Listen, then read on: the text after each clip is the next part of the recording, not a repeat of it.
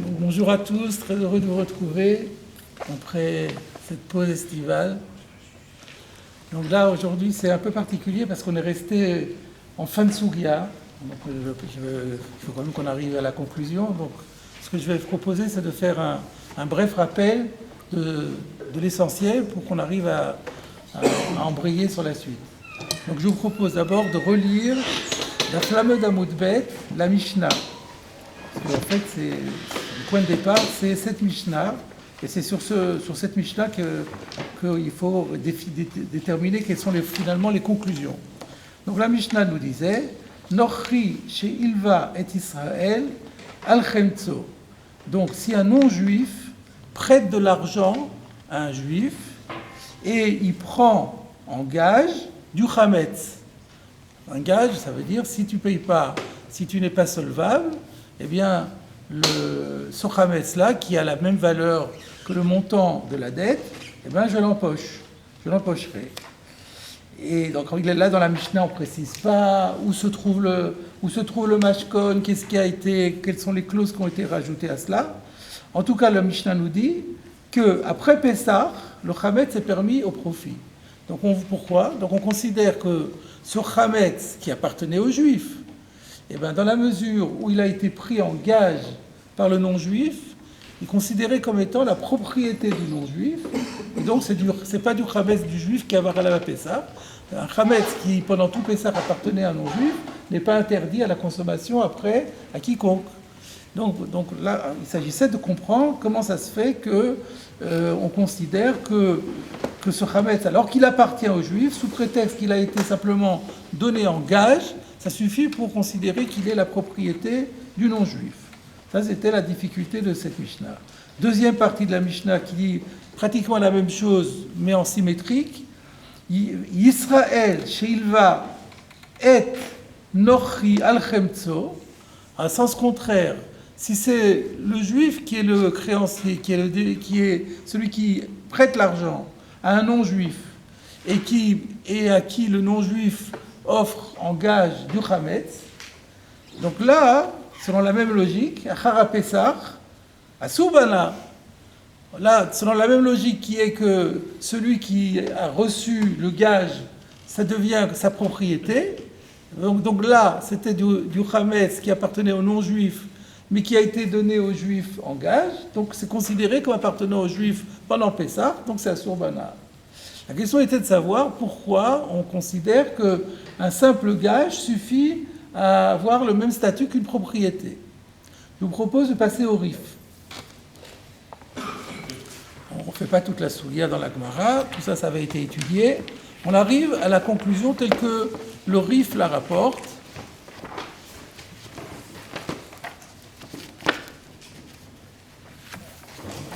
Alors, le RIF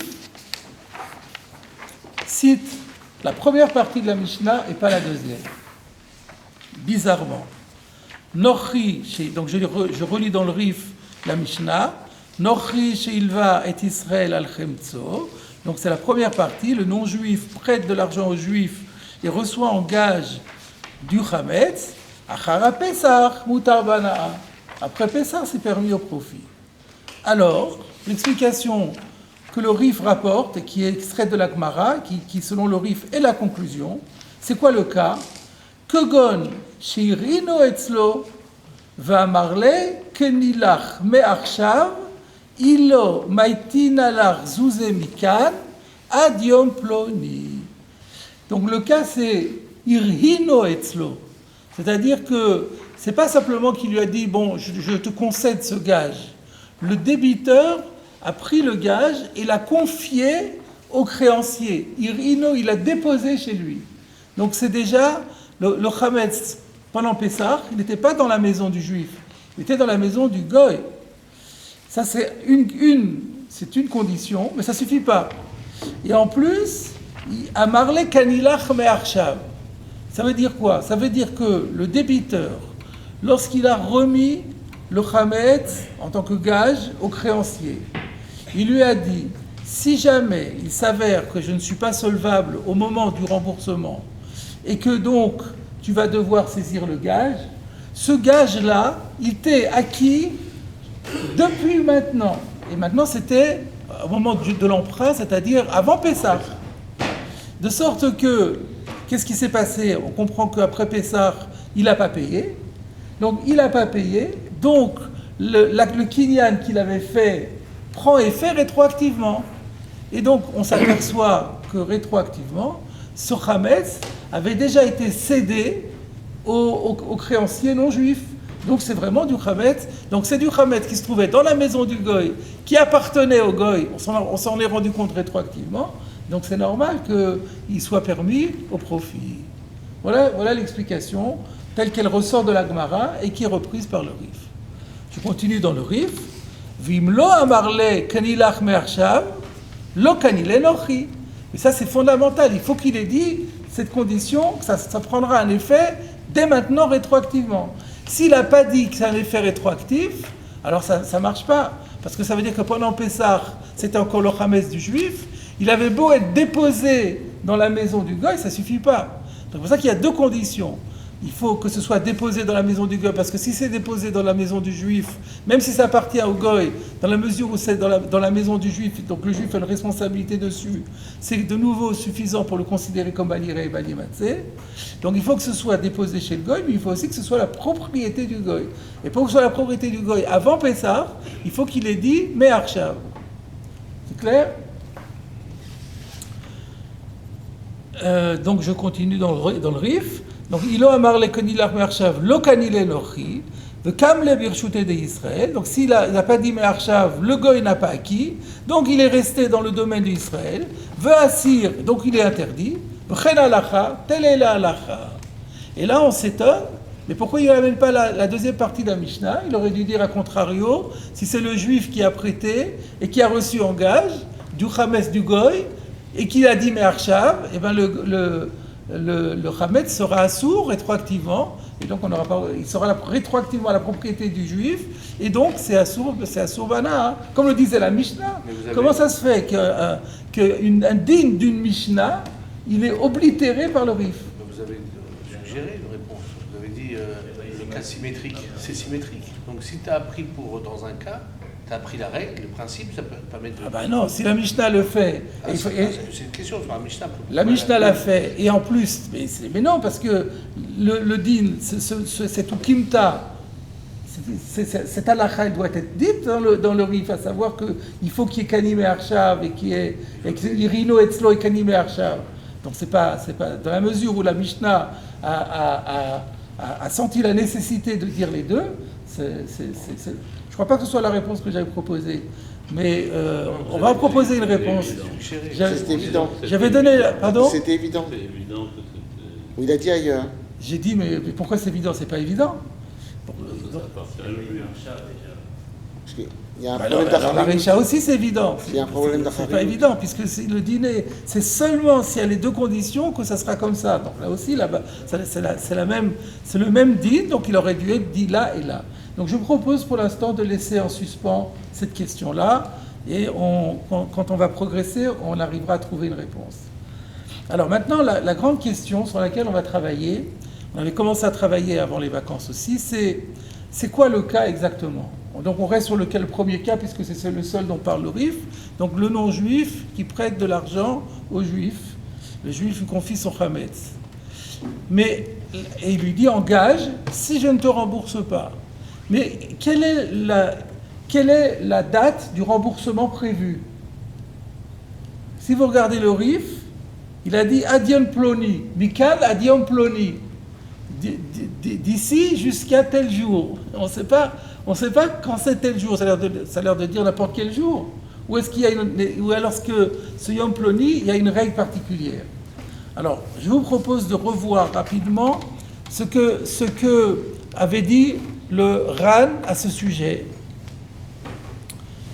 Alors, je vous propose de relire carrément le paragraphe, il n'est pas long. On va reprendre le Ran à partir de son commentaire sur la Mishnah. Donc, sur le Rif, qui rapporte la Mishnah, qui dit Nochi shel ilva et Israël al-Chemtso, ou Kimnala be'agmara, nous l'avons établi dans la Gemara, que Gon, dans le cas chez Irino Etzlo, où il l'a déposé chez lui, ve'amarle kenim et arshav. et qu'en plus, il lui a fait cette condition que le kinyan aura lieu rétroactivement depuis le moment du prêt. V'chia gavna, dans un cas comme celui-là, alors regardez, c'est ça qu'il rajoute. Afalgav de Haouzimna de Kavalé avait les achar à Pessah. C'est ça la question. La date fixée pour pouvoir encaisser le mashkon, c'est-à-dire c'est la date du remboursement. Il dit, même si la date du remboursement était après Pessah. Donc ça veut dire que quand rentre Pessah, on ne sait pas du tout encore ce qui va se passer. Puisque c'est seulement après Pessah que là, le créancier va se présenter, il va lui dire alors qu'est-ce qu'il en est, tu me payes pas, c'est là que tout va se passer. Donc au moment de Pessah, tout est ouvert. Donc on aurait pu penser, ce Khames là pour l'instant, il n'est pas la propriété du juif, il est la propriété du non-juif, il appartient au juif.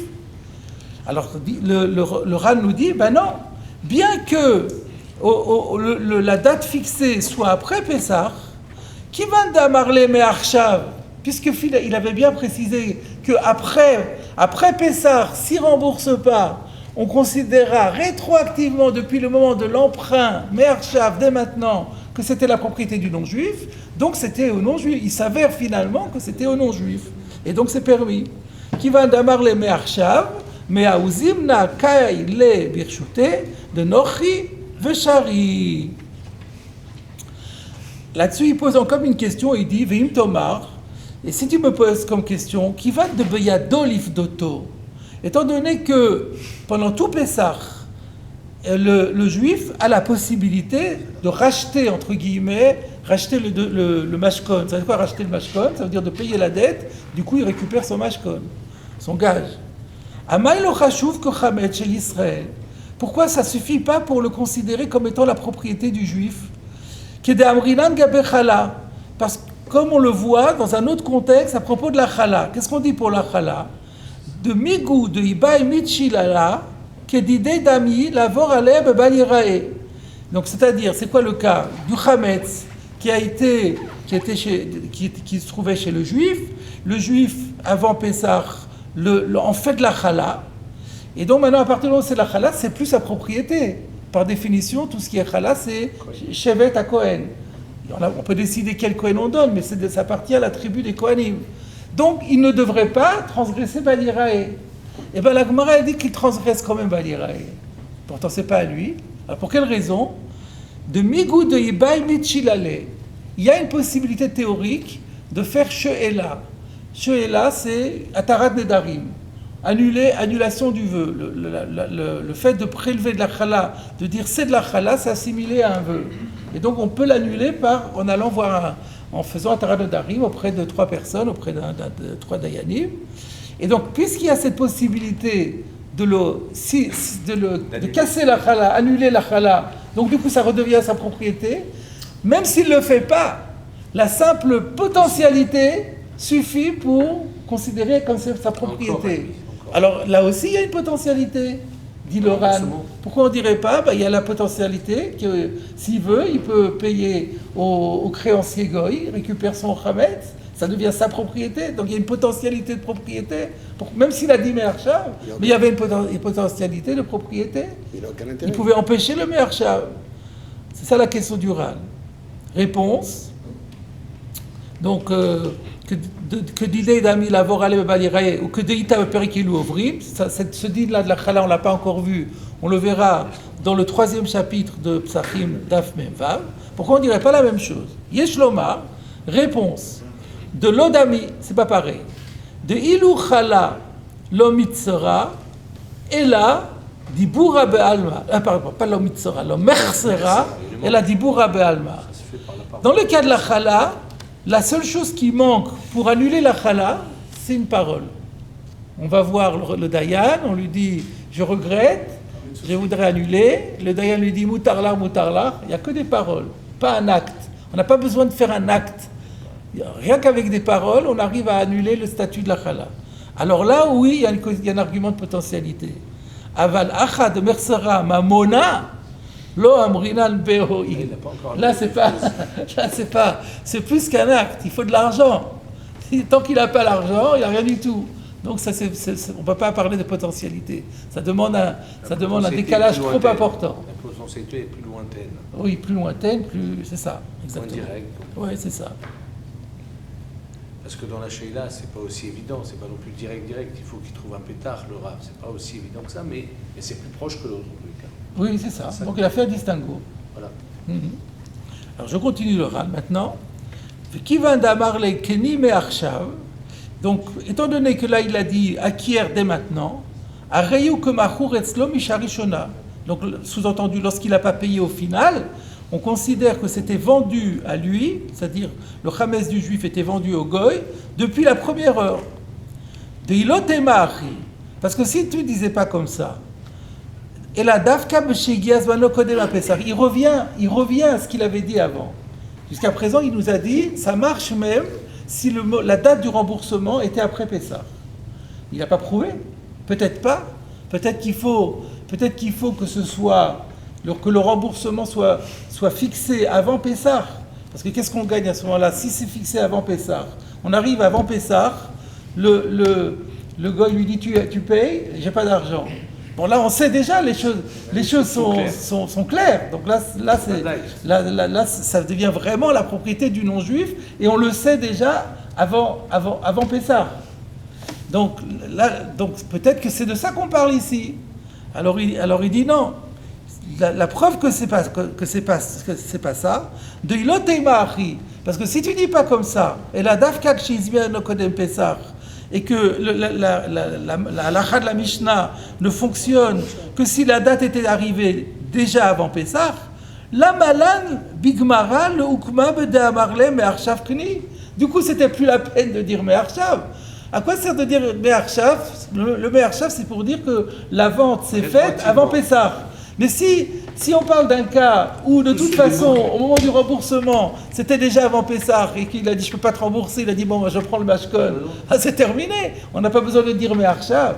Donc le fait que la Gemara ait dit, on est obligé de dire me'arshav, c'est ça la preuve que ça n'a été dit, en fait, que pour le cas où le remboursement arriverait après Pessah. Donc pendant tout Pessah, on ne savait pas ce qui allait se passer. On aurait pu dire, bon, ben, ça reste dans la présomption hantée, qui était la propriété du juif. Et bien on dit non, puisqu'au final, il y a un effet rétroactif, donc ça suffit pour le rendre propriété du non-juif rétroactivement. Voilà la preuve du Ran. On dit après, c'est cependant, c'est-à-dire pendant les 8 jours, même après l'entrée de Pessah. On n'a pas besoin d'être après toute la fête. Puisque l'interdiction, elle commence à Chatzot, donc même le lendemain. Ah. On dit après, c'est pas... Oui, mais à plus forte raison quand tout Pessah est passé. Donc ça veut dire que pendant tout Pessah, vous avez raison, un jour suffit pour faire. Mais là, il a été ouvert pendant 8 jours. Pour la chala, c'est quand l'histoire de la chala. Ouais. Quand il fait la sheila, c'est quel moment? Il ne fait pas la sheila, il a la possibilité de la faire.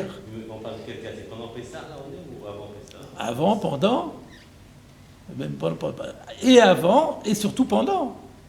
C'est pendant. Parce qu'on dit, ça quand arrive Pessah, on se demande il est ouvert Balirae ou pas? On dit, c'est pas à lui. Si, c'est à lui. Donc quand est-ce qu'on dit ça? Pendant Pessah. Qu'est-ce qui se passe si la date de remboursement est après Pessah et il paye? Il paye?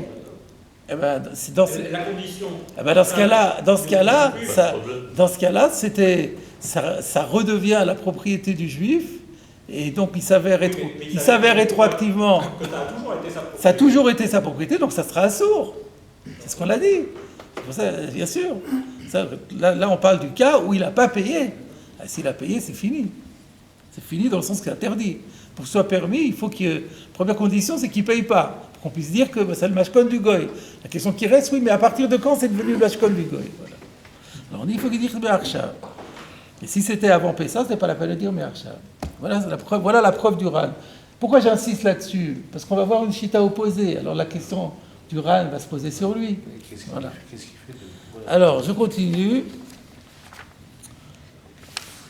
Bon, on va tout dire, on va tout lire, bien que ce soit de la révision. Où est-ce qu'on est arrivé? Vechitema, c'est ça? Voilà, Vechitema. Maintenant, si tu me demandes, Mishum de Ilo Amarle Me'arshav, Mishum de Ilo Amarle Me'arshav. Pourquoi est-ce qu'on aurait exigé de dire Me'arshav? Pour la raison suivante, c'est-à-dire, si tu veux réfuter ma preuve, la preuve était que si ça se passait un cas avant Pessah, le remboursement devait avoir lieu avant Pessah, c'est pas la peine de dire Me'arshav. Il envisage une réponse, de dire peut-être une réfutation. Si tu me réfutes en disant que pourquoi il fallait dire Me'arshav, Mishum de Ilo Amarle Me'arshav, parce que s'il dit pas Me'arshav, Afilu Igiazmano Kodem Pesach, Lo avec Edide. Il y aurait lieu de dire que même si la date du remboursement elle est avant Pessah, c'est quand même pas considéré à lui. Pourquoi? De Asmartahi Velo Kanya. Parce que on pourrait supposer que ça rentre dans le cadre d'une asmarta, et asmarta, on a une halakha, que asmarta lokania. Alors c'est quoi asmarta? Donc c'est un nouveau concept, là. Un concept, c'est que lorsque on s'engage à quelque chose dont on n'est pas sûr du résultat, et on dit, mais si ça se passe comme ça, moi je te cède telle ou telle chose. En fait, par exemple, quand on fait un pari, on parie, je te parie de ceci ou cela. Et puis finalement, il perd son pari. Eh ben, il n'a pas à payer ce à quoi il s'est engagé. Parce qu'on dit, quand il a parié, il pensait qu'il gagnerait. Mais donc il n'y a pas vraiment ce qu'on appelle une gmiroudat. Quand on cède, il faut que ce soit une décision finale, absolue. Et donc, lorsque c'est lié à quelque chose d'hypothétique, donc aléatoire, on considère que la personne qui s'est engagée, elle ne s'est pas franchement engagée. Elle était sûre de gagner. Et donc c'est pour ça qu'elle l'a fait. S'il avait su qu'il perdait, jamais il l'aurait fait. Donc du coup, ça ne marche pas, donc c'est Asmarta Lokania. Le Mashkol, on peut aussi dire que c'est une sorte d'Asmarta. Le débiteur dit, écoute, si je ne te rembourse pas, tu me garderas cet objet. Mais cet objet, lui est très cher en fait. Il ne veut pas le donner, mais il est sûr de rembourser. Donc il lui dit comme ça il a besoin du prêt. Et l'autre, il ne veut pas. Et l'autre, il n'est pas couvert, il ne veut pas. Alors il lui dit. Et finalement, il ne paye pas. Eh bien, ça ne marche pas, parce qu'en fait, il avait pas voulu vraiment le donner, donc ça s'appelle Asmarta. Alors, s'il a dit Me'arshav, alors c'est terminé, le kinyan a été fait. Mais s'il a dit, à ce moment-là, tu pourras l'acquérir, ça c'est une promesse qui pourrait être qualifiée d'Asmarta. Et alors, c'est pour ça que ça pourrait être ça la raison. Donc le Me'arshav vient désamorcer le problème de Asmarta. Et donc ça annule la preuve du RAN. Parce que si on parle d'un cas où le remboursement devait arriver avant Pessah, il est arrivé avant Pessah, il n'a pas voulu payer, l'autre a voulu le prendre, mais il ne peut pas le prendre, ça ne lui appartient pas, parce qu'on va dire que c'est une asmarta. C'est pour ça qu'il faut dire Me'arshav. S'il ne dit pas Me'arshav, il n'aura pas le droit de le prendre, ça restera la propriété du juif. Voilà ce qu'on pourrait, le RAN lui-même se fait à lui-même l'objection. Et il dit l'État. Il dit mais cette objection ne tient pas. De Bekiai Gavna Leka Bemashkon Din Asmarta. Car dans un cas comme celui-là, le fait d'offrir un gage ne rentre pas dans la rubrique Asmarta. Pourquoi? Chez Amalve et Travero à la Mashkon. Parce que si quelqu'un prête à son ami, à son prochain, sur gage, Ve'amarlo imlo peraticha diom ploni mashkoni machul locha, et qu'il dit au créancier, écoute, si je ne t'ai pas remboursé jusqu'à telle date, eh ben, mon mashkon t'appartient. Igio à mashkon, le mashkon lui appartiendra, afalgav de lo amarle keni me'arshav. C'est-à-dire qu'en fait, cette idée de dire que c'est une asmarta est fausse. Il y a un principe d'asmarta, mais pas dans le cas du mashkon. Donc en fait, ça c'est un débat dans les Rishonim. Il y en a qui disent que la raison pour laquelle dans le halva il n'y a pas de mashkon, c'est parce que comme l'autre lui rend service, parce qu'il lui prête quand même. Alors du coup il lui fait, quand il dit je te cède, il y a gmiroudat. C'est une des raisons qui est donnée, c'est qu'à partir du moment où on fait ça comme retour d'ascenseur pour remercier d'un service, ça ne devient pas asmarta. Ça peut être cette raison-là. Et donc, c'est ce que le RAN a l'air de dire. Mais lui, il se base sur quoi? Là, il ne donne pas d'argument. Il dit, il n'y a pas dans le mashkon, il n'y a pas de notion de asmarta. Mais quelle est ta preuve? Alors il amène une preuve de la façon suivante. Vachi ita betosefta. Voilà comment c'est marqué dans la Tosefta. Et vekatavti beperek hazaav besiata dishmaya. Et donc il s'appuie sur une Tosefta et qu'il a cité dans Baba Metzia. Et il dit quand même une raison, mais ça c'est une raison qui est problématique. Vetama de Milta. Et la raison pour laquelle on dit pas qu'il y a un problème de asmarta dans le mashkon, mishum de Baal Chov connaît mashkon. Parce qu'il y a une règle que le créancier, il acquiert le mashkon. Loshna mishkeno beshat alvato, veloshna shelo beshat alvato. On a vu dans la Gemara qu'il y a on déduit d'un passouk que le Baal Chov, en tout cas entre juifs, le Baal Chov, il est connaît mashkon. C'est-à-dire, et qu'on ne fait pas de différence entre le cas où le mashkon a été donné au moment du prêt ou qu'il n'a pas été fait au moment du prêt, où le mashkon a été consenti avant le prêt ou pendant le prêt. Ilkar, par conséquent, si on parlait du cas où le temps était arrivé avant Pessah, donc il revient à ce qu'il disait, puisqu'il n'y a pas d'asmarta, et ben du coup, si on parlait d'un cas où le moment du remboursement était arrivé avant Pessah, c'était pas la peine dans la Gemara de dire qu'on parle du cas où il lui a dit tu acquiers dès maintenant. Et la Vadaï, c'est bien sûr que si on a rajouté cette clause du Me'arshav, la Shmoinan, c'est bien pour nous faire comprendre, She'af alpi, She'kavalozman, la Chara Pessah, que bien que la date fixée c'était après Pessah, Mikivan damar le Me'arshav, que dit Damia, c'est grâce au Me'arshav, ça lui appartient. Alors, on avait étudié ça déjà la dernière fois, je ne me rappelle plus, moi, il me semble que oui, mais il y a une question que posent les Mefarshim là-dessus. Parce que Laurent a dit, la raison pour laquelle il n'y a pas ici de Asmarta, c'est à cause de la règle de Baal Chov Koneh Mashkon. Mais Baal Chov Koneh Mashkon, la Gemara dit, c'est entre juifs. Mais un goy, il n'y a pas la règle de Baal Chov Koneh Mashkon. Alors comment il peut l'appliquer ? J'avais posé cette question-là. En le lisant, la réponse m'est venue maintenant. La réponse, je pense que j'ai la réponse à la question. Pardon ? Si c'est un juge, c'est pas la peine de dire Me'arshav. Oui, si c'est un juge, c'est pas la peine de dire Me'arshav parce que Koneh Mashkon, exactement. Là, on l'a dit Me'arshav parce que c'est un goy, et parce qu'il n'y a pas la règle de Koneh Mashkon. Alors, qu'est-ce que le Ran dit ? Il n'y a pas de Asmarta parce qu'il y a la règle de Baal Chov Koneh Mashkon, mais cette règle n'est pas dans le cas d'un goy. Réponse, je me fais maintenant la réponse, c'est que s'il y avait un digne de Asmarta, la Torah n'aurait pas pu dire, dans le cas de deux juifs, que Baal Chov Koneh Mashkon. C'est pas logique, puisque c'est une Asmarta. Donc le fait que la Torah m'ait dit que dans le cas de deux juifs, Baal Chov Koneh Mashkon, prouve que l'argument de Asmarta n'est pas applicable en cas de Mashkon, en cas d'Alva'a, en cas de Mashkon.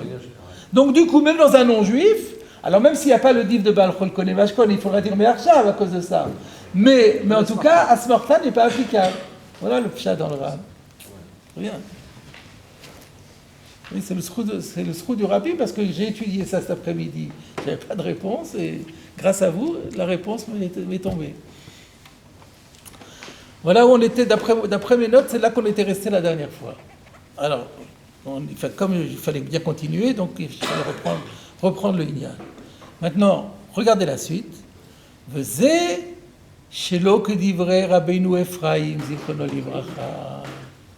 Et ça, tout ce qu'on a dit là, à savoir que le din de Me'arshav permet que le goy soit considéré comme propriétaire, même si le moment du remboursement est arrivé après Pessah, ben Rabbeinu Ephraim n'est pas d'accord. Alors Rabbeinu Ephraim, c'est qui ? Non, je crois pas. Non, je n'ai même pas vérifié, mais c'est connu qu'il y a un Talmid du Rif qui s'appelle Rabbeinu Ephraim. Ça s'appelle un Talmid du Rif. Et donc le Rabbeinu Ephraim, lui, il n'est pas d'accord avec ça. Chez Katav, parce qu'il a écrit la chose suivante. De Dafka Beshekava Lozman Kodem Apessa. Que en fait, la règle de la Mishnah, qui nous dit que le mashkol, le chametz du juif, cédé en mashkol au goy, appartient au goy qu'il est permis après Pessah, c'est seulement si la date d'échéance était avant Pessah contrairement à tout ce que le Ran a dit. Aval achara Pesach, asur. Si le remboursement ne pouvait se faire qu'après Pessah, eh ben c'est interdit. Pourquoi? Mishum de Nochi, Lokanile Kinyan Gamour ad lachara Pessah. Parce que le Goy n'a pas acquis complètement le Chametz jusqu'à après Pessah. A priori, on ne comprend pas, parce qu'il a dit Me'arshav. Puisqu'il a dit Me'arshav, donc c'est rétroactif. Mais le pshat est... C'est comme ça que le Mishnah Brura explique cette chita va apparaître dans la halakha, et le Mishnah Brura va donner cette svara que je vais vous citer, qui dit parce que finalement, Areb Yado Shela Israël Livdoto, il restait objectivement, pendant tout Pessah, il y avait cette possibilité pour le juif de le racheter. Donc même si après, au final, il n'a pas racheté. Et maintenant on dit, alors il savait rétroactivement. Mais le fait est que pendant toute cette possibilité, pendant tout ce temps-là, c'était pas encore véritablement la propriété du goy. Et d'ailleurs, le goy ne pouvait rien en faire. Le goy ne peut rien en faire. Le créancier qui reçoit un mashkon ne peut rien faire de ce mashkon. Et parce que l'autre peut le récupérer. A toujours garde le loisir de le récupérer, donc il n'a pas le droit d'y toucher tant que c'est pas terminé, il n'a pas le droit d'y toucher. Donc c'est pas véritablement sa propriété. Donc après on va dire rétroactivement ça l'a été, mais ça suffit pas. J'ai pensé dire que c'est un petit peu parce qu'on pourrait dire mais finalement rétroactivement c'était maintenant sur le moment on savait pas, mais maintenant on sait. Alors j'ai pensé peut-être dire, vous savez, il y a un concept qui est dû à Reb Chaim Brisker, qui dit qu'il y a deux sortes de rétroactivité. Il y a la rétroactivité classique, qui est vraiment 100% rétroactive, mais il y a ce qu'il appelle « mikan ou le haba le mafrea ». C'est seulement à partir d'un certain moment qu'on considère l'effet rétroactif. Mais pour tout le passé, ça n'a pas d'effet rétroactif. Donc c'est ça, je pense qu'on pourrait expliquer ça comme ça. C'est-à-dire qu'il a dit Me'arshav, donc après Pessah, et pour toutes les implications ultérieures, on pourrait dire que c'était à lui, mais ça ne peut pas suffire pour le rendre permis, parce que même ce n'est qu'après qu'on va dire que c'était son appartenant. Mais on reconnaît que pendant Pessah, ce n'était pas à lui. Ben, si on reconnaît que pendant Pessah, ce n'était pas à lui, ça ne peut pas être moutard. C'est obligatoirement, ça reste encore la propriété du juif, donc ça sera assourd. Est-ce qu'un juif peut acheter du Chametz pendant Pessah? Il peut, bien sûr qu'il peut, il reçoit Malkout même. c'est le seul cas, c'est le Rambam dans ce cas-là. Parce que Baliré et Baliematsé, en principe, on est toujours passif, c'est un lave chez Bomassé. Donc on ne peut pas recevoir Malkout. Le Rambam dit ici, il y a un cas où on peut recevoir Malkout, où on est ouvert l'interdiction de posséder activement. Comment? En l'achetant. Donc on peut acheter. Alors, on continue le Rabbeinu Ephraïm. Vevi Rayam, il a Tosefta. Lui, il s'est basé, il a porté une preuve de la Tosefta. De quoi? Qu'est-ce qu'il y a écrit dans la Tosefta? De Tanya, Nochi chez Lava et Israël al-Chemtso. Donc c'est bien le cas de notre Mishnah, un goy qui prête de l'argent à un juif en échange de son chametz. Vamarlo et le juif débiteur dit au goy créancier Imlo bati kodem a Pessah, si je ne suis pas venu chez toi te payer avant Pessah, Areyu bachur locha, il t'est vendu. Donc on voit bien que c'est kodem a Pessah. Donc le Rabbi Ephraïm dit voilà, c'est une Tosefta qui est parallèle à la Mishnah. La Tosefta, vous savez, la Tosefta c'est un ajout à la Mishnah. C'est très souvent les mêmes dînes de la Mishnah avec des détails en plus. Ben voilà un détail en plus. Il y a écrit que il dit, il faut pour que ce dîne marche, il faut que le juif dise, si je ne t'ai pas remboursé avant Pessah, ce Chametz t'appartient. Donc il lui a appartenu déjà à l'entrée de Pessah. Donc c'est normal que ce soit moutard. Mais après, ça ne marcherait pas. Qu'est-ce qu'il va dire le Ran avec ça? Alors, réponse, Velavrayai, c'est pas une preuve. Pourquoi c'est pas une preuve? De ha de tani betosefta, Bedelo amarle me'arshav askinan. Parce qu'il n'y a pas écrit qu'il a dit me'arshav dans la Braïta. Donc s'il n'a pas dit me'arshav, alors évidemment, il n'a pas dit me'arshav, et le remboursement devait avoir lieu après Pessah. Il n'y a aucune raison de penser que ça appartenait au Goy pendant Pessah. Nous, tout ce qu'on a dit, c'est parce qu'il avait dit me'arshav. Mais s'il n'a pas dit me'arshav, alors évidemment. Donc comme il n'y a pas écrit me'arshav, donc la preuve n'est pas une preuve. C'est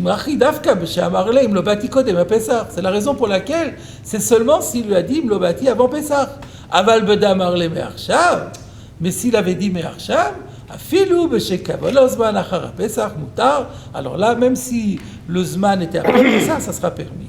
Donc nous sommes en présence d'une marloquette rishonim entre le Ran et Rabbeinu Ephraim pour savoir si notre din à nous de notre Mishnah qui parle de Irino Etzlo, il a déposé chez lui et il a dit Me'arshav, est-ce que ça fonctionne pour permettre le Chametz après Pessah, même si la date du remboursement était prévue après Pessah? Que d'après le Ran, oui, et d'après Rabbeinu Ephraim, non. Alors il y a une question qu'on doit poser, qu'on peut se poser immédiatement sur Rabbi Ephraim. C'est la question du Ran. Pourquoi écrit Me'arshav? Qu'est-ce qu'on va répondre à la preuve du Ran contre Rabbeinu Ephraim qui a dit, mais alors, si on dit que ça ne fonctionne que s'il devait déjà rembourser avant Pessah, alors pourquoi exiger le Me'arshav? Même sans Me'arshav, ça devrait marcher. Alors, pardon? Vous avez dit qu'il y avait une marloquette sur Asparta. Oui, donc, c'est vrai. On pourrait dire que lui, il est dedans, il pense qu'on peut dire que c'est Asparta. Voilà, c'est pas mal du tout. Effectivement, cette réponse, on la trouvera.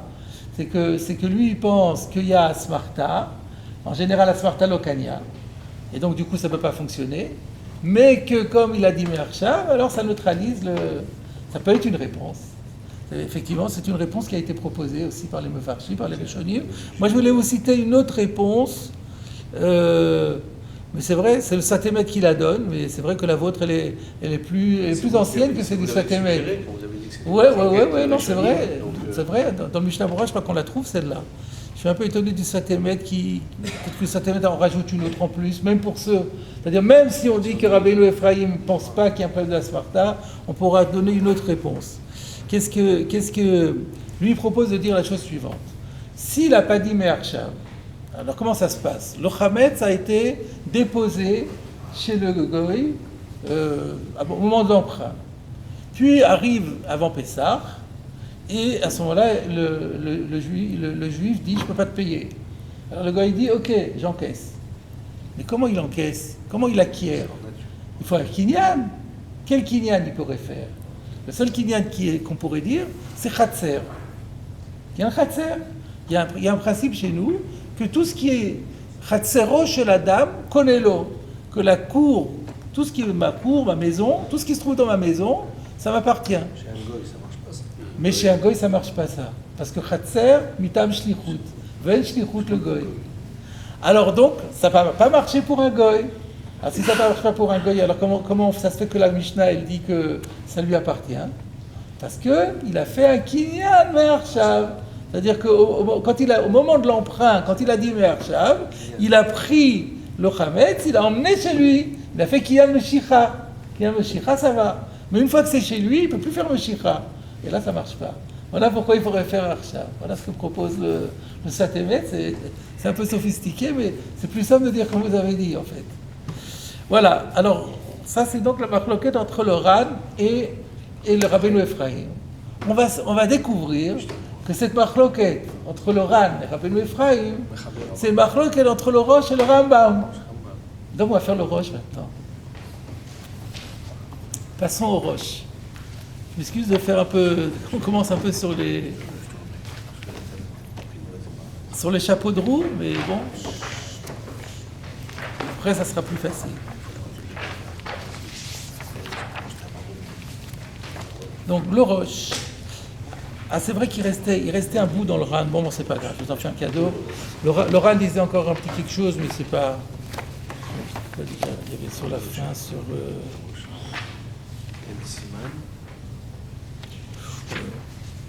C'est pas très grave si on ne fait pas le Ran. Je préfère qu'on reste tout de suite dans notre Sugia, dans notre Inyan. Donc, vous êtes dans le Rosh, Siman Tet, vous avez un paragraphe avec la Mishnah. Donc habituellement, le Rosh, il cite le Rif in extenso, et s'il est d'accord avec lui, il ne modifie pas. Là, vous allez voir qu'il va modifier. Alors, vous l'avez? Matnitin, Nochi, she'ilva et Israël al chemtso, achar pesach mutar bana'a. וישראל שהלווה את אנוכי על חמצו אחר הפסח, אסור בהנאה. Là, vous voyez un décalage entre le Rosh et le Rif. Le Rif avait oblitéré la Sefa, le cas où c'est le juif qui est le créancier, et le Rosh, il la ramène. Il ramène les deux. Donc déjà, il y a un désaccord entre eux. Alors, Ach Nochi, she'ilva et Israël al chemtso. Alors là, on parle de la Récha. Donc ce cas où c'est le non-juif qui prête au juif sur le Hametz du juif, ou Kimna, nous l'avons établi à l'Iba de Rava, d'après Rava, c'est lui que nous retenons, que chez Irino Etzlo, là il reprend le Lachon du Rif. Dans mon édition, d'ailleurs, ils mettent en lettres grasses, ils se sont trompés d'ailleurs, ils mettent en lettres grasses ce que le Rif la partie du Rif que le Rosh a recopié. Alors là, c'est la partie du Rif, que chez Irino Etzlo, quand il l'avait déposé chez lui, ou Bédé Amarle Kenilech Mershav, et aussi, deuxième condition, qui lui est dit, tu vas l'acquérir dès maintenant, dès le moment du prêt. Imlo et paralocha adzman ploni, au cas où je ne te paierai pas à telle date. Vigi azman, velo perao, voyez là le Rosh est plus explicite, on parle de quel cas? Évidemment, on parle du cas où le délai, l'échéance est arrivée, que le juif n'a pas payé. Nimtsa, shel mafreya, aya shel nochi. Donc, il s'avère que rétroactivement, depuis le moment du prêt, ce Hametz appartenu au Goy, donc c'est pas du Hametz chez Avara Lava Pesach, donc il est mutar b'achila. Aval, il lo amar le me'arshav. Par contre, si le juif n'a pas dit je te le cède dès maintenant, lo kanila nochi, du coup le nochi ne l'acquiert pas.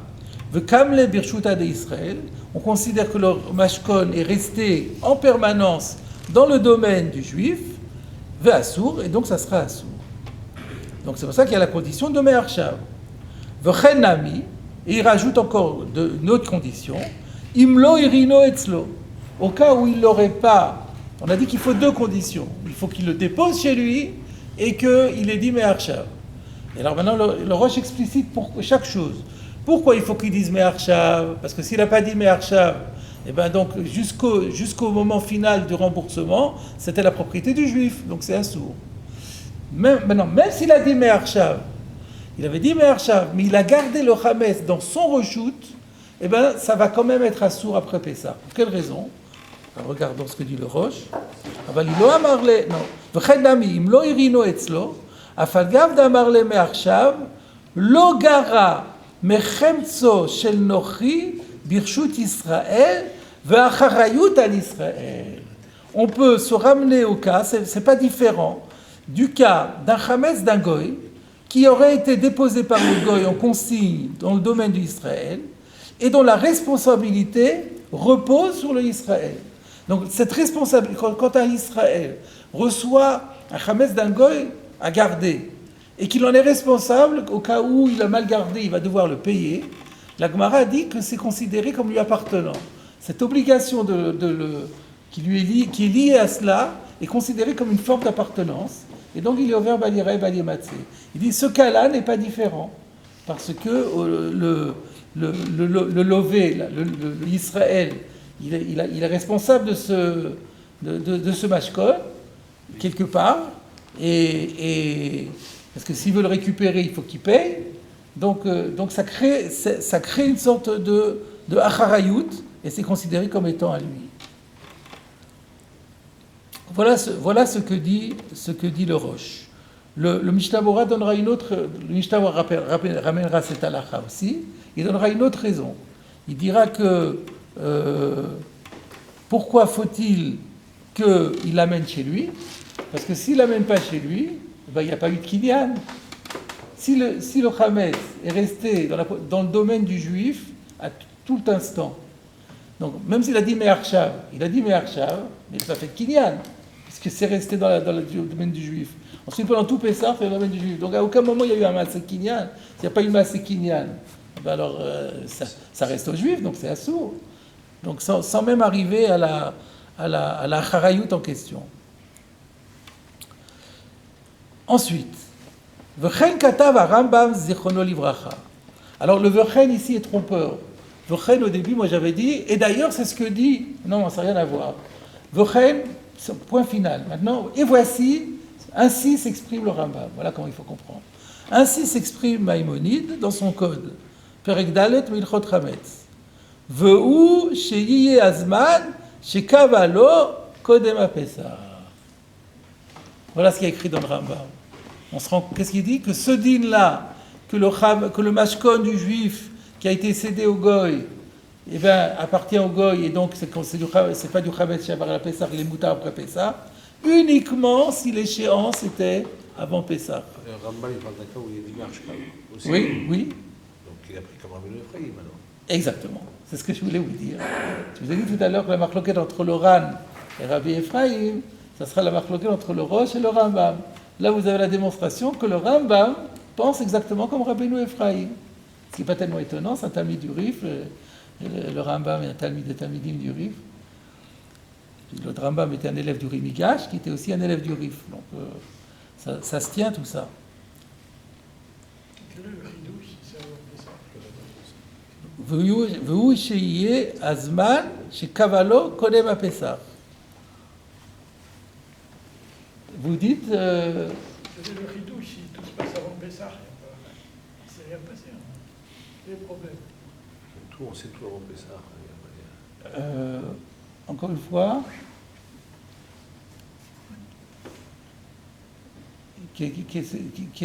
Encore une fois, qu'est-ce qu'on a, on a dit qu'avant Pessah, par exemple, le chidouche c'est Asmarta. Déjà. Si on disait qu'Asmarta Lokania, ça ne marche plus. Oui, c'est pour un enseignement totalement différent. Oui, mais il y a un chidouche. Il y a un chidouche. On aurait pu dire, non, ça ne marche pas, puisque ce n'est pas une Asmarta, donc on ne peut pas considérer que c'était à lui. Et donc, du coup, il faut aller au Bédine, il faut que le Bédine lui attribue, et là, ça sera à lui, mais tant que le Bédine n'est pas intervenu. C'est ça, la règle d'Asmarta, c'est comme ça. Qu'est-ce qu'on fait alors, dans un mashkon? Si on dit qu'il y a un problème d'Asmarta, alors le mashkon, il ne sert à rien. Si, on peut faire intervenir le tribunal rabbinique. Le tribunal rabbinique, à ce moment-là, impose la saisie, et là, ça appartiendra à lui. Donc, ça peut être ça. Aval, alors le Rosh maintenant, les mots du Rambam s'arrêtent là, et le Rosh explicite la pensée du Rambam en disant ainsi. Aval, imazman, le Chara Pesach, mais si l'échéance était après Pesach, assour. Dans ce cas-là, le Chametz sera interdit. Pourquoi? Deha anochi lokanile kinyan gamur adachara Pesach. Parce que dans ce cas-là, puisque l'échéance était après Pessah, le goy ne l'a pas acquis. On ne peut pas dire que le goy l'ait acquis de façon totale jusqu'après Pessah. Ah, pourtant, on avait dit Me'arshav. C'est toujours ce qu'on avait dit, c'est une sorte de Mikan Labal Mafrea.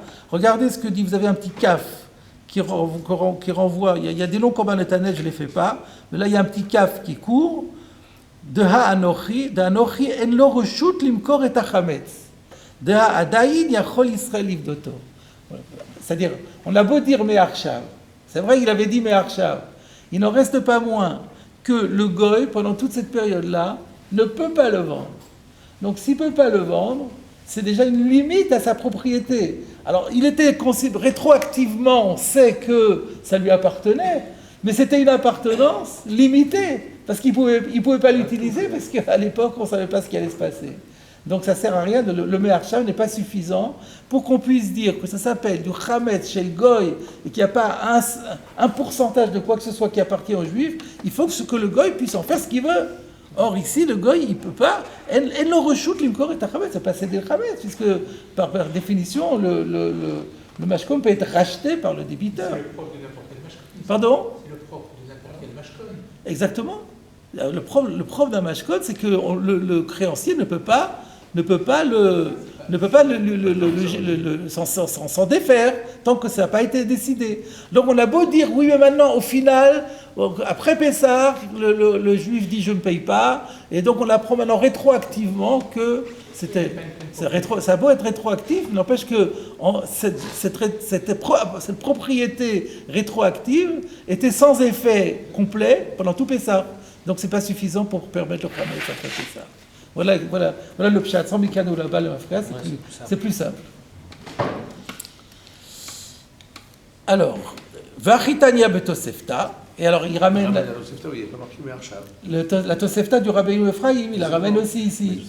Où il n'y avait pas écrit Me'arshav, mais il y avait écrit avant Pessah. Vachitania betosefta, Nochi sheilva et Israël al chemtso, Vamarlo imlo bati kodem a Pessah. Donc c'est la preuve du Rabbeinu Ephraim que le Rambam ne l'a pas dit. Tout ça, le Rambam ne le dit pas dans son code. Mais le Rosh explicite la pensée du Rambam en s'appuyant, sans le dire, sur Rabbeinu Ephraim. Velo noir ali. Mais le Rosh, il dit, je ne suis pas d'accord. Je ne suis pas d'accord avec ça. Deha amrinan le'el.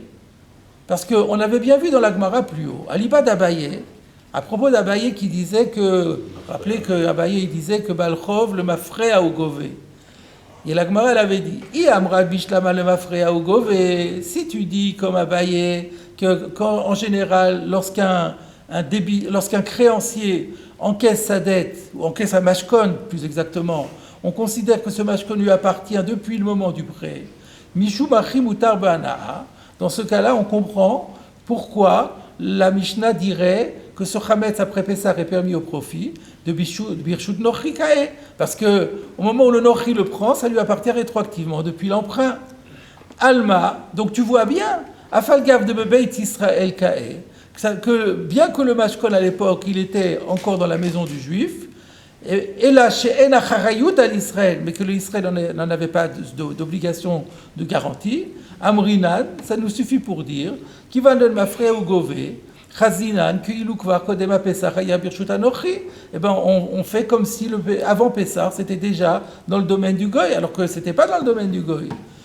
Chol Sheken, le Rava. Donc si on dit ça pour Abaye, qui pensait le Mafréa au Gové, à plus forte raison doit-on le dire pour Rava, D'Amar le Be'edia Kanilacha Me'arshav, puisque là il a vraiment dit, on fait le Kinyan dès maintenant, de Ishtakar, de le Mafreya, Ayakanu, Kinyan Gamour Lanochi. C'est-à-dire, en d'autres termes, on voit de la Gemara que la Gemara n'a pas tenu compte du fait que le créancier Goy ne pouvait pas s'en défaire pendant la période. C'est pas ça que la Gemara n'a absolument pas fait état de cet argument, puisqu'elle a dit que d'après Abaye, ça irait très bien. Donc si ça va bien après Abaye, ça doit aller aussi, Kalvachamber, ça doit aller pour Rava. La Gemara n'a pas dit pour Rava, mais si on l'a dit pour Rava, ça devrait être pour Rava. Bon, j'imagine qu'on pourrait réfuter ça en disant, bon, c'était juste une tentative de la part de la Gemara, elle aurait pu l'annuler, des choses comme ça. Ensuite, V'chen katav Ravad. Alors c'est vrai que dans le Rambam, vous avez la Sagot à Ravad, et le Ravad tombe à bras raccourcis sur le Rambam en disant, c'est quoi cette histoire, qu'il faut que l'échéance soit avant Pessah? Pas du tout. V'chen katav Ravad zal, de imegi azmano kodem a Pessah. Et le Ravad amène l'argument du Ran, que si on parle d'un cas où le délai, l'échéance était arrivée avant Pessah, Afilulo Amar Me'arshav Knao. Il n'avait même pas besoin de dire Me'arshav.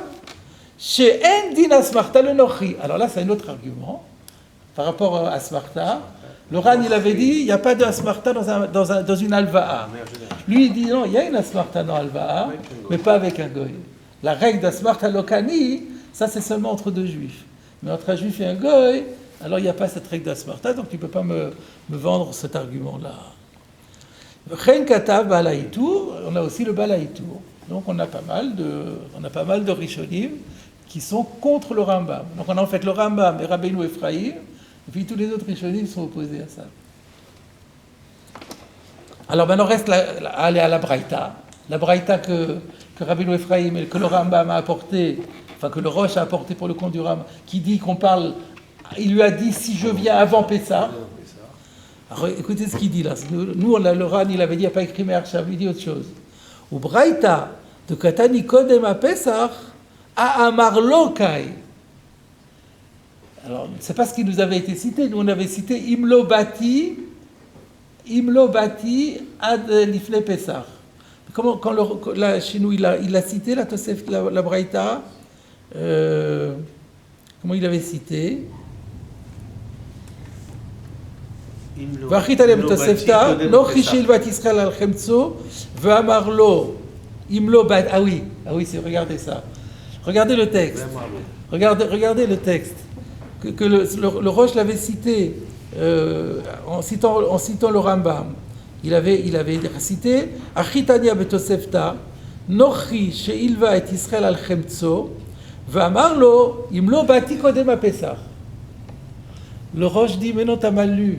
C'est pas comme ça qu'il faut lire. Ve'amarlo imlo bati kodem Pesach. Le kodem Pesach c'est sur la Amira. C'est pas sur si je viens avant Pessah. Il lui a dit, si je ne viens pas te rembourser, ça sera à toi. Quand est-ce qu'il lui a dit ça? Connais ma Pessah. C'est un peu dochak. C'est dochak, mais ça n'a aucun intérêt, c'est une histoire. Mais au niveau juridique, ça n'a aucun intérêt. Alors que dans l'autre cas, quand vous dites Imnobati ad, c'est le remboursement. Le moment du remboursement, il a une implication halakhique. Non, mais c'est vrai, il a aussi une application halakhique. S'il n'a pas dit ça avant Pessah, alors s'il dit ça au milieu de Pessah, il dit ça, alors c'était à lui. Il faut bien qu'il le dise avant. La nécessité halakhique, elle est encore plus grande, elle est encore plus énorme. Alors regardez dans les mots, Ubraïta de Katani Kodem à Pessah, Amar Lo Kae. Donc vous voyez qu'on peut lire Amar, comment c'est écrit encore une fois?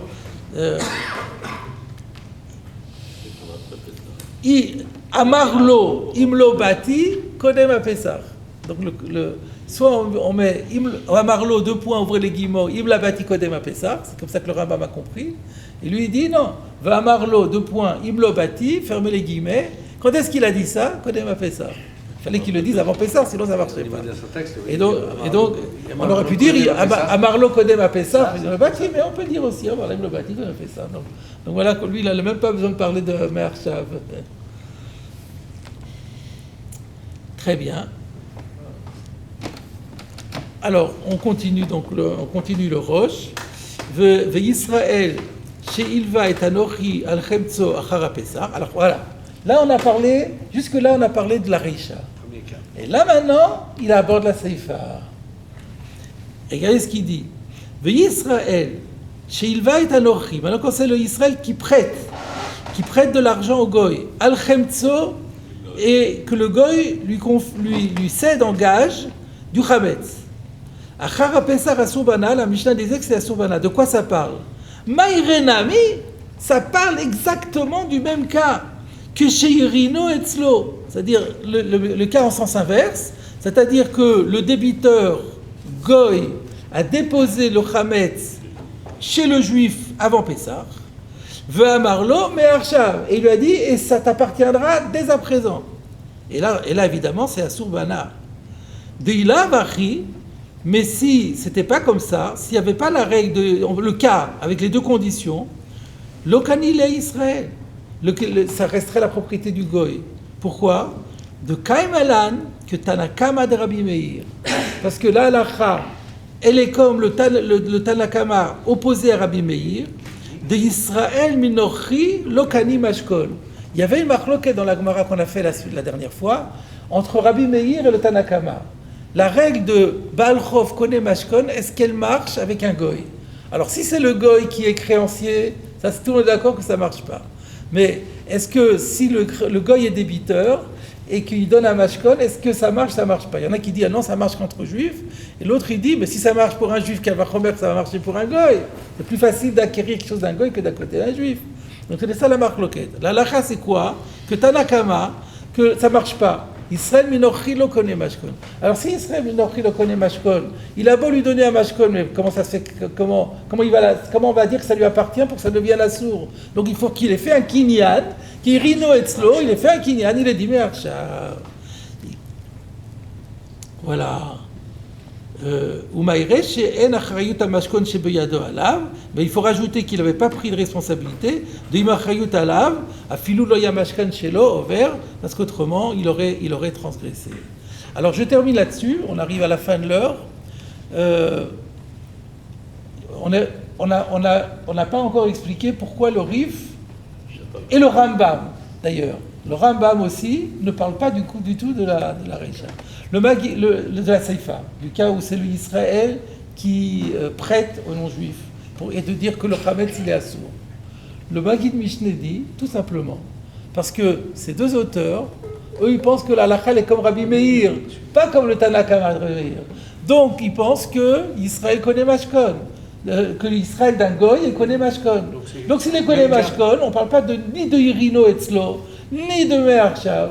Donc c'est un dîme basique. Donc c'est pas la peine de rentrer là-dedans. En fait, Ici, on a donné que on a repris que les cas où il faut dire Irino Etzlo et Me'arshav. Alors le Roche, lui, il a dit que dans les deux, il faut Irino Etzlo et Me'arshav. On voit bien que le Roche a dit. Et on parle de ce même cas-là, parce que si on parlait pas de ce même cas-là, il n'y aurait pas lieu de les traiter en même temps. Mais comme le Rambam et le Rif, eux, ils pensent que c'est pas du tout le même din, donc ils l'ont pas mis du tout pour ne pas qu'on croit que dans les deux, ça fonctionne pour la même raison. Donc pour eux, et probablement on trouve ailleurs, ils ont dû dire le din de Koné Mashkon, et donc après, n'importe qui saura déduire, puisqu'il n'est pas Koné Mashkon, donc ça restera Mouta, ça restera le Chametz du Goy. Voilà, on va s'arrêter là pour aujourd'hui. La prochaine fois, on terminera ça avec la halakha. On va voir que les différentes chitotes sont citées dans la halakha.